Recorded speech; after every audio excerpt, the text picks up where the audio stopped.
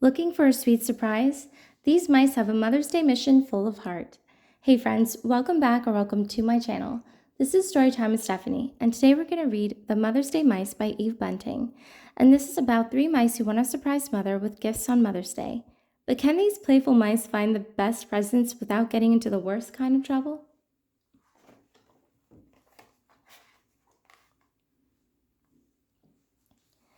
Biggest little mouse wakened first. It was early morning and still almost dark. He tugged gently on the whiskers of Middle Mouse, who slept next to him. "It's Mother's Day," he whispered. "Time to get up and go for our presents." Middle Mouse tugged gently on the whiskers of Little Mouse, who slept between him and the wall. "Mother's Day," he whispered. They crept out of bed and tiptoed past Mother's room. Outside, one star still slept in the sky. They stopped to wash paws and faces in the pail of water Mother kept by the front door. Biggest studied his watch. "We have 2 hours before Mother wakes up. Middle and I know what we're getting for her and where to find it." He looked at Little Mouse and waited. "I know what I'm getting too," Little Mouse said. "Honeysuckle." Biggest shook his head. "Little Mouse, honeysuckle grows only on Honeysuckle Cottage, and we know who lives in Honeysuckle Cottage. You'll have to find something else for Mother." Little Mouse wanted to argue, but Biggest was already lining them up one behind the other. "Hold tails and be quiet as we go," he said. "The dark has dangers for little mice." They ran across the meadow. Little Mouse liked the tough, smooth feel of his brother's tail. He thought the 3 of them joined together must be long as a snake. He didn't want to think about snakes, though. The edges of sky were streaked with morning. A red fox passed them on his way home. They crouched till the white tip of his tail disappeared in the trees. "Grrr," Little Mouse said fiercely. "Who's afraid of him?" But his voice was so weak that he couldn't hear it himself. An owl sheared above them as they lay hidden in the long grass. Little Mouse kept his eyes tight closed. If he couldn't see the owl couldn't see him. "You didn't have to squeeze my tail so hard," Middle Mouse told him when they stood up. "I thought you might be frightened," Little Mouse said. "I was telling you I was here." Middle Mouse sniffed. A strawberry patch grew at the edge of the meadow. "There's my surprise for Mother," Middle Mouse said. "She loves strawberries. She says the first ones taste of summer coming." Biggest Mouse boosted him so he could get the roundest, reddest berry from the top. Its weight tipped him backward as he carried it. "My surprise is here too," Biggest Mouse said. He picked a dandelion fluff ball and held it high by its milky stem. "It's a wish flower for Mother." Little Mouse thought the fluff ball was as beautiful as a spinning of spider's webs. He could see the sky through it.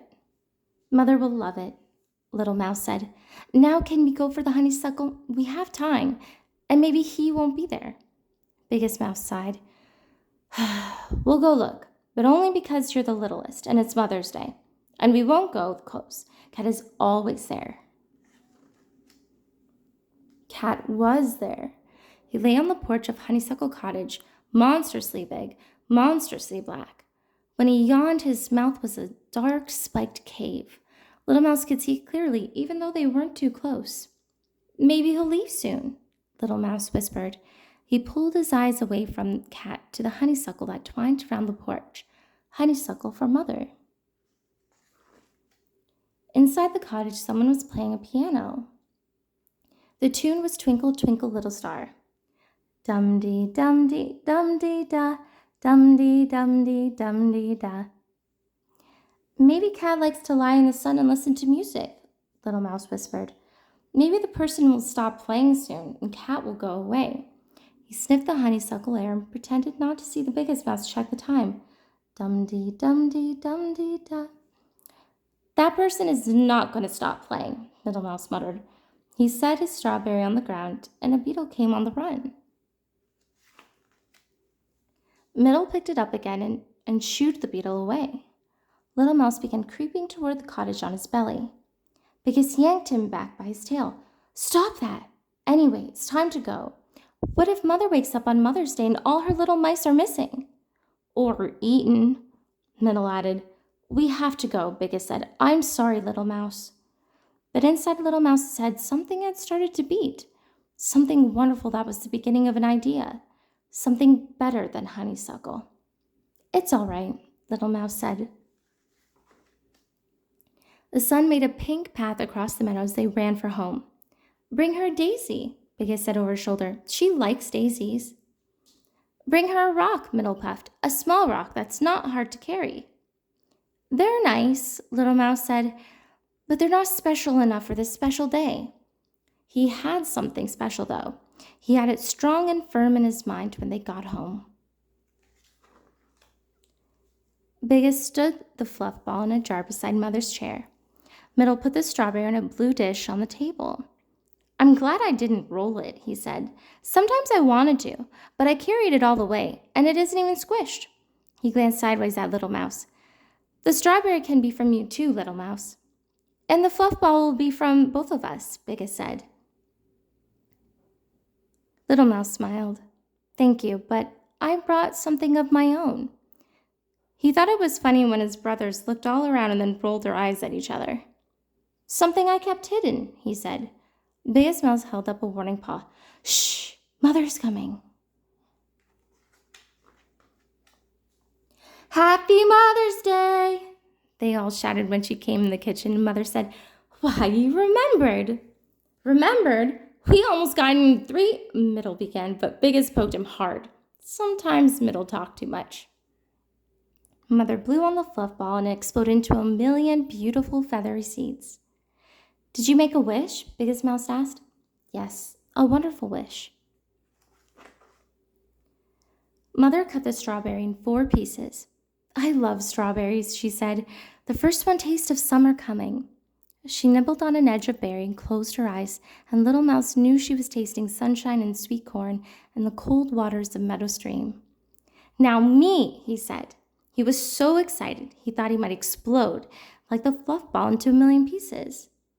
The music he'd heard at Honeysuckle Cottage was loud in his mind, and he clasped his paws and began to sing. He sang the words he'd thought of as they ran home. We have brought a song to say, happy, happy Mother's Day. No one's mother is so nice, love from all your little mice. That was wonderful, Mother said when he finished. How astonished his brothers were. They thought he had nothing, and all this time he had this. Was it better than honeysuckle? Little Mouse asked. Much better, Mother said. Honeysuckle doesn't last forever. A song does. Was it the best of all your surprises? As soon as he asked that, Little Mouse felt mean. The song is from all of us, he added quickly. Mother smiled. All my surprises were lovely. You each brought me something different, and you each brought me something the same. Do you know what that was, Little Mouse? Little Mouse knew. They'd brought her their love. Mother opened her arms wide, and they ran to her. Let's sing Little Mouse's song, she said. Mother and her 3 little mice swayed together as they sang, and the kitchen was warm with wishes and summer coming, and music and love. This story reminds us that showing love and appreciation doesn't have to be big or fancy. What matters most is the thought and care behind it. Thank you so much for watching. Remember to like, subscribe, and have a happy Mother's Day. See you next time. Bye.